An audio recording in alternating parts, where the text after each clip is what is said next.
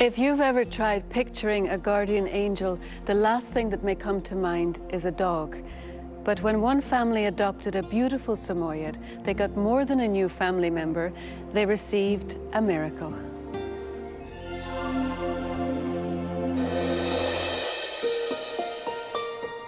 A devoted mother, Devon Johnston, had always been an animal lover. But in 1970, one special dog would change her and her family forever. We lived in a mobile home park at Edwards Air Force Base. My ex-husband loved for the yard to look very beautiful, and he saw a waterfall in a magazine, and he wanted to put one in our yard. So he built one. Devon was 8 months pregnant and already the mother of a 17-month-old son when a friend suggested she get a family pet. It started off with my neighbor knocking on the door. She had a newspaper in her hand, our little Edwards Air Force Base newspaper, and she said, "You know, you need a dog." I found one in the paper, let's go look at him. The dog was very sweet and very friendly when we went over. Beautiful face, sweet spirit. Even with that, the thought of having a dog with my son being so young and me being pregnant was kind of a daunting idea, but she was so sweet, it was hard to pass her up. The dog's name was Kiska. I thought that was such a beautiful name. It somehow fit this elegant, beautiful dog very well. It was a matter of minutes before Kiska began acting strangely. We got her home and she ran around the yard, getting to know the yard and sniffing all the bushes. And I had walked in with my son, and as soon as we got in the yard, he wiggled to get down because he wanted to go play in the water. And as soon as I let him down, he headed for the waterfall. And the dog was sitting in front of me looking up at me, and I was petting her. Her back was to the waterfall. And I was watching my son walk towards the waterfall. And just as he was starting to stick his hand in the water, the dog whirled around and raced towards him, ran into him and knocked him down. I ran over to pick my son up, and the thought crossed my mind that, yeah, you know, this dog is a little big. Maybe this was a bad idea to get a dog right now. My son was crying. I picked him up, and the dog, I watched her. It was the strangest thing I've ever seen. After she stuck her nose in the water, it was like she was pulled into the water by her nose. The best explanation I can give is that the dog started screaming. It was a sound I've never heard a dog make before. She was screaming at the top of her lungs. Her teeth were gnashing. She was frightening me by the way she was acting. Her eyes were bugging out, the ears were back, and the only thing that I could figure from watching her was that a blood vessel had broken in her brain and she had gone crazy. Because she was new, because I didn't know her and the way she was acting, she frightened me enough that I didn't touch her. And I started calling her to come out of the pond. And come on, dog, come on. A neighbor came over who had heard the sound, and he said, "What is going on? What was that horrible noise?"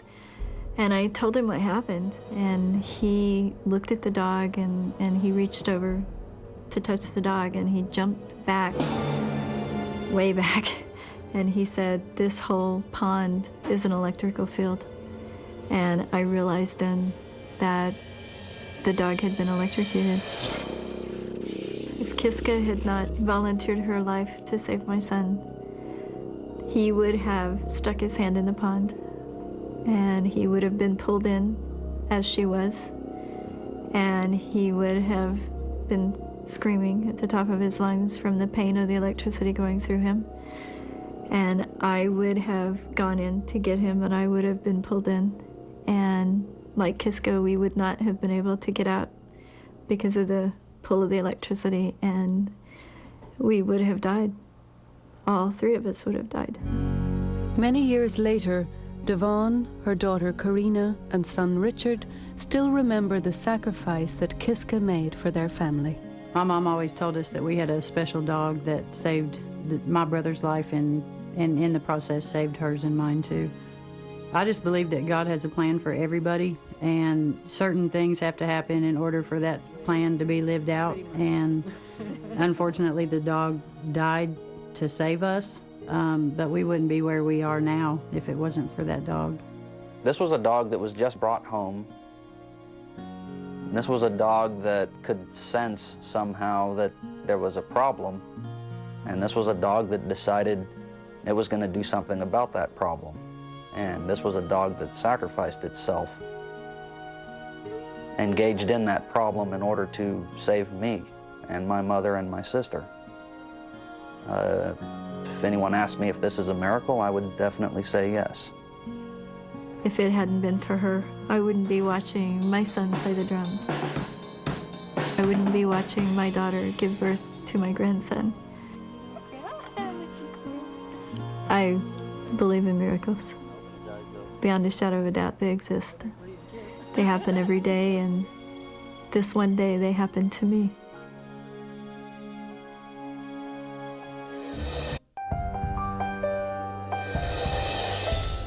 Welcome back to It's a Miracle. Very few people can explain the mysterious behavior of some animals, and even fewer can explain what you're about to see. When a young hunter gets lost in the Rockies, it's now the animals who might otherwise be the hunted that have the power over his life and death.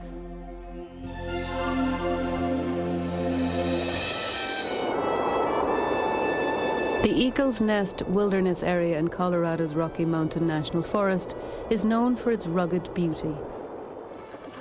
But among search and rescue teams like Patty and Dan Burnett, it is also known for its dangerous and unpredictable changes of climate. The weather can change dramatically, especially when you get above 10,000 feet. You can be on one side of the mountain and you're heading up toward the ridge, and suddenly you get to the top of the ridge and you see this storm coming in from a distance, and in no time at all, you can be in big trouble. In 1992, an amazing event would occur in these mountains, something even more unpredictable than the weather. The great nesting area just over that ridge there. Derek Patton and his young son Ryan had visited the mountains for a day of grouse hunting. Sometime in the morning, Ryan became separated from his father. As hours passed, the temperature fell. Derek's fear grew, for his son had been dressed only in light summer clothing. Ryan! Around about 3 o'clock, I decided that I better go down and get someone up here to help search.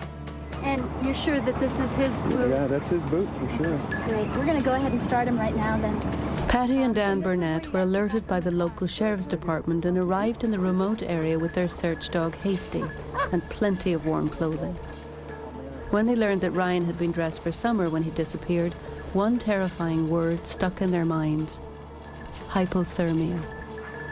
Hypothermia is a really insidious thing. People can die in the summertime with hypothermia as well as in the winter. All that has to happen with the human body is your core temperature drop a few degrees and your body will shut down and you'll die. Ryan! After hours of searching, there was still no sign of Ryan. Ryan! And to add to the nightmare, snow began to fall. There's no way that he's in this quadrant here. What do you think, Scott? No, I don't think he's in here. I really hope he found a place to shelter tonight, because I don't think we're going to find him this evening. All right, With hope fading, the search had to be called off for the night. Hard to just sit and wait, because all you can think about is he's out there, lost, he's cold, he could be dying. He couldn't have gone over the ridge and made that much of a mistake. So the next morning, Patty and Dan were joined by another veteran tracker, Greta Sloan, and her dog, Cello. Ryan! Cello did pick up the scent fairly quickly, I suppose maybe after 30 minutes. And I followed him down the hill, and he outstripped me, and when I got to the bottom of the hill and got within sight of him, there he was.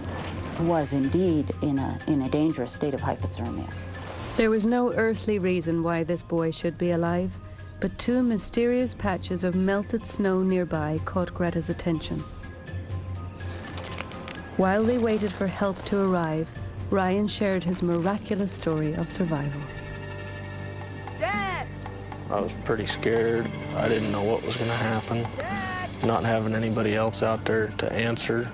I could hardly talk. My throat was so sore from hollering that by night I just had to, I knew I had to just stop and take it easy for a while. Terrified, alone and freezing, Ryan knew he needed to find shelter. By that time, I knew that I couldn't see where I was going, so I'd walked over to where there were some bigger trees, and there was a fir tree that the branches went almost all the way to the ground. So I climbed underneath that. Exhausted, Ryan fell asleep. Sometime in the middle of the night, a strange noise woke him.